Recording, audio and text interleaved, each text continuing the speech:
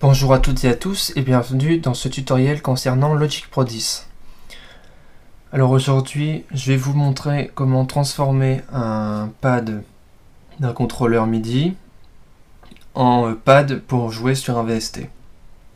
Alors j'étais en déplacement sur des concerts et on m'avait posé la question sur YouTube et comme j'étais pas vraiment en position de faire l'essai, j'avais proposé d'aller chercher dans les assignations de contrôleurs et de mettre la classe note. Mais il se trouve qu'en fait ça ne fonctionne pas. Là je viens d'essayer de retour dans le studio. Donc je vais vous proposer une nouvelle façon de faire qui va changer un tout petit peu vos habitudes de travailler, mais pas grand chose. Alors par contre ça va être un petit peu fastidieux, mais vous n'aurez à le faire qu'une seule fois. Alors première chose à faire, supprimer les assignations de contrôleur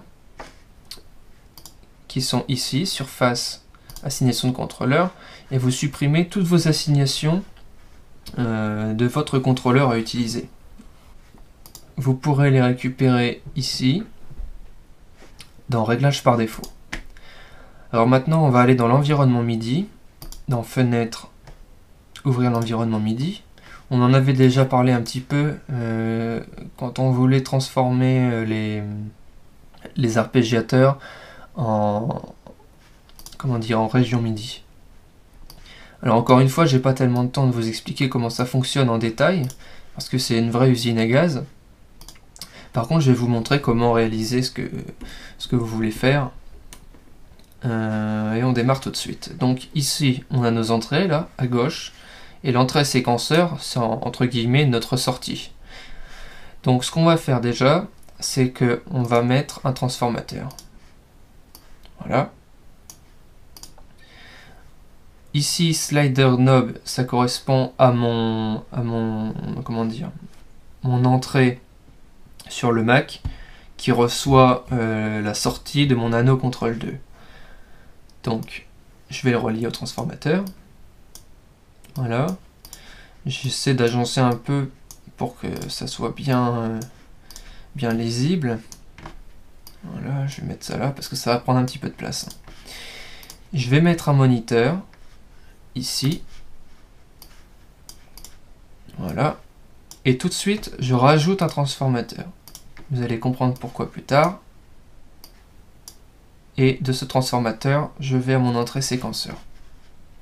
Voilà. Alors, ce transformateur-là, il va vous servir à transposer le résultat des notes qu'on aura signées. Vous verrez, je vous expliquerai tout à l'heure. Voilà. Alors ce qu'on va faire, c'est on va ouvrir notre transformateur. Enfin, tout d'abord, on va regarder un peu. Moi ici, je vais utiliser...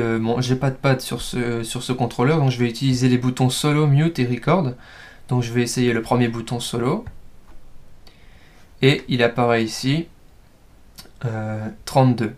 Donc 32 c'est le numéro de mon contrôleur et 127 et 0 c'est la valeur qu'il prend. Donc j'appuie 127, je relâche 0. Alors ce qu'on peut faire c'est mettre un deuxième moniteur pour pouvoir voir ce qui se passe parce qu'après on n'aura plus accès à ça. Voilà. Bien sûr il ne va pas vouloir me le relier. Alors ce que je vais faire c'est que je vais le relier au moniteur. Et comme ça, voilà, j'avais espéré un petit peu, mais ça fonctionne pas. Voilà. Donc là, je vois bien ce qui se passe. Donc dans Transformateur, première chose à faire, le mode, je vais mettre en appliquer l'opération et filtrer les événements non concordants. Ça veut dire que mon opération de transformation va être réalisée et tout le reste sera filtré et donc ne passera pas dans la sortie. Alors ce que je veux faire, c'est convertir le numéro de mon contrôleur en note.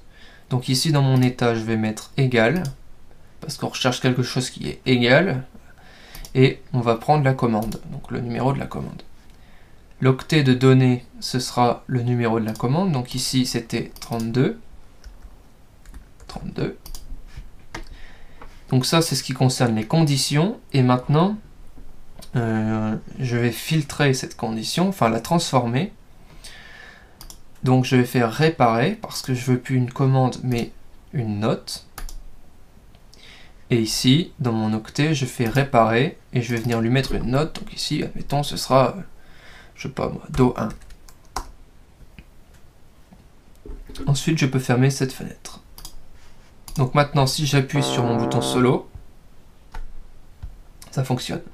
Donc je vois bien la transformation. Ici, je suis passé de mon contrôleur canal 1, commande 32, valeur 127, à contrôleur numéro 1, note Do 1 et valeur 127.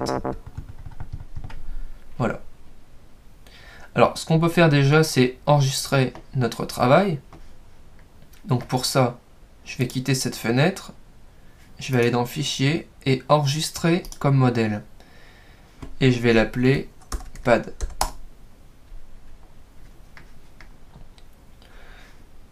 Ensuite, je vais venir, voilà, et je vais faire ça plusieurs fois. Donc, je rajoute un transformateur,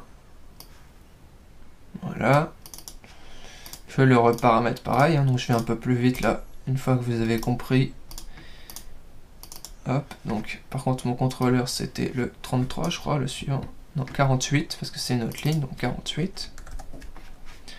Je le convertis en note, oups, note, réparer, et je vais mettre ré 1, comme ça va suivre. Voilà.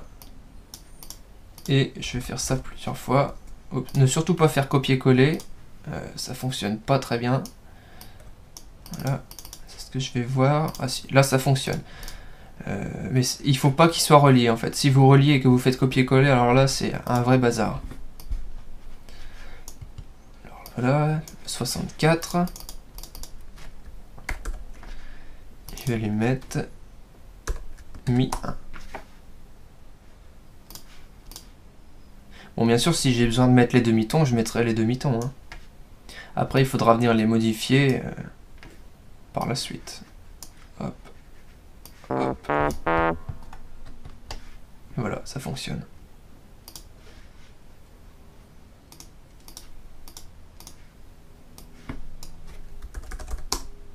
Donc ici, je peux venir renommer mes transformateurs.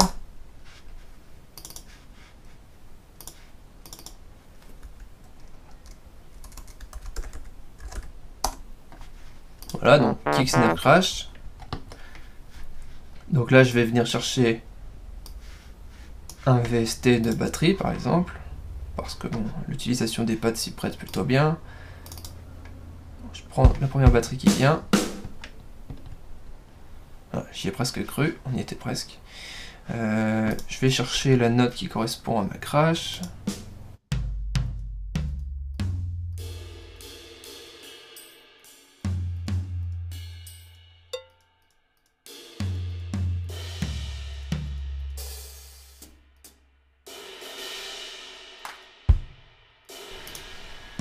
On dira que c'est celle-là, donc c'est le Do dièse 2.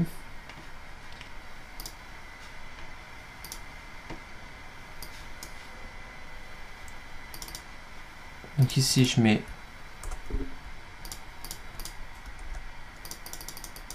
C dièse 2, voilà.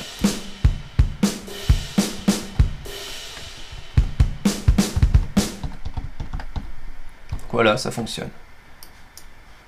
Donc maintenant, ce que je vais faire, c'est que je vais réenregistrer. Alors si je réenregistre plusieurs fois, c'est parce que des fois c'est pas très stable avec l'environnement MIDI. Quand on commence à y toucher, ça peut arriver que ça plante totalement. Donc je me méfie.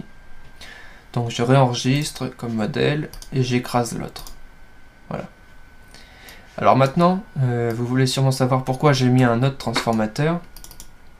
Alors par exemple, si ici je viens mettre un clavier, voilà, il y a ma grand piano par exemple. J'appuie sur le bouton enregistrer. Tac. Alors c'est tout simplement pour que je puisse faire ça, c'est-à-dire que ici je suis sur mon Do, le Do 1, et ici je veux pouvoir le transposer. Donc en fait ici je fais tout simplement ajouter, et ici par exemple je vais rajouter une octave, 12 demi-tons. par exemple. Et voilà, ça sert tout simplement à ça. Et voilà. Après, je peux le transposer autrement, hein. Voilà.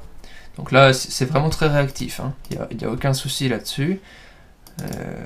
Donc ici, si je viens remettre sur ma batterie, forcément, ça va me changer mes notes. Donc ici, il faut que je vienne me remettre sur 0. Et ça marche. Donc voilà. Maintenant que tout ça c'est fait, vous pouvez le fermer. Hop. Donc là, je m'en fiche. Et quand vous allez créer un nouveau projet, que vous aurez besoin de ce type d'assignation, eh bien, vous allez ouvrir Logic. Et ici, dans Nouveau, vous ferez à partir d'un modèle et vous irez rechercher votre pad. Et c'est tout de suite prêt à l'utilisation. Voilà, et bien je vous souhaite bon courage, parce que malgré tout, c'est pas une méthode très simple à mettre en œuvre. Enfin, maintenant que vous avez l'explication, ça devrait aller. Mais malgré tout, c'est un peu décevant qu'Apple n'ait pas trouvé un système plus intuitif pour transformer un contrôleur en pad. Ceci dit, cette méthode fonctionne et je vous la recommande. Donc amusez-vous bien sur Logic et puis on se dit à la prochaine.